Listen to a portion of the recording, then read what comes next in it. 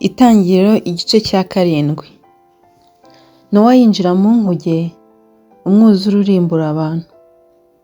Uwiteka abwira Nowa ati, injirana mu nkuge n'abo mu nzu yawe mwese, kuko ari wowe nabonye ukiranuka mu maso yanjye muri iki gihe.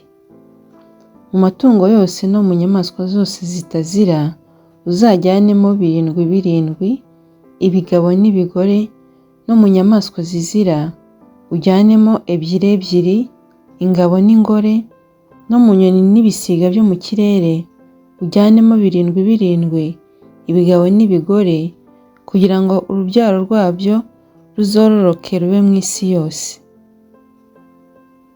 Kuko iminsi 7 nishira, nzashyanisha imvura mu isi iminsi 40 ku manywa na nijoro, nkarimbura ibifite ubugingo naremye byose, nkabitsemba mu isi.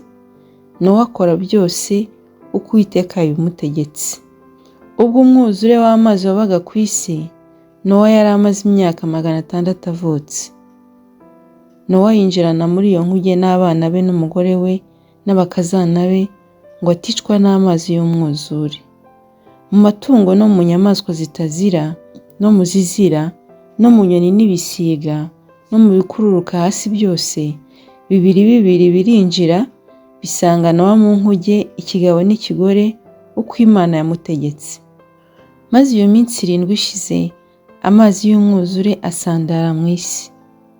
Mu mwaka wa 600 w'ubukuru bwa Nowa, mu kwezi kwa 2, ku munsi wako wa 17, amasoko y'ikuzimu yose arazibuka, imigomero yo mu ijuru yose iragomororwa.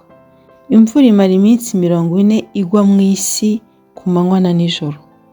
Kuri uwo munsi Nowa yinjirana muri ya nkuge na Shemu na Hamu na Yafeti abana be n'umugore we n'abakazana be uko ari 3.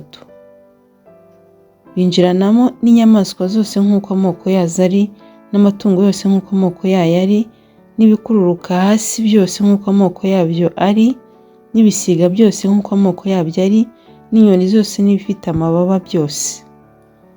Birinjira bisanga Nowa mu nkuge, 2 mu bifite umubiri byose biri mu mwuka w'ubugingo. Ibyinjiye byari ikigabo n'ikigore byo mu bifite umubiri byose, uko Imana yamutegetse. Uwiteka amukingiraniramo. Umwuzure umara mu isi iminsi 40, amazi aragwira aterura ya nkuge, ishyirwa hejuru y'isi. Amazi arakwira cyane, arushaho kugwira cyane mu isi, ya nkuge ireremba ku mazi. Amazi arushaho gukwira cyane mu isi, imisozi miremire yose yo mu isi y'ijuru ryose irarengerwa. Amazi agera mu kirere hejuru nka mikono 15, imisozi irarengerwa.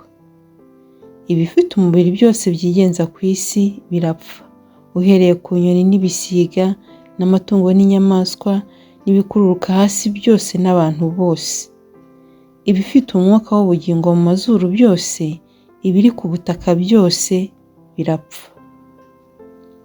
Ibifite ubugingo byose biri ku butaka birarimbuka, uhereye ku bantu n'amatungo n'ibikururuka n'inyoni n'ibisiga byo mu kirere bitsembwa mu isi. Nowa wenyine arokokana n'ibyo yari kumwe nabyo muri ya nkuge. Amazi amara iminsi 150 agikureye cyane mu isi.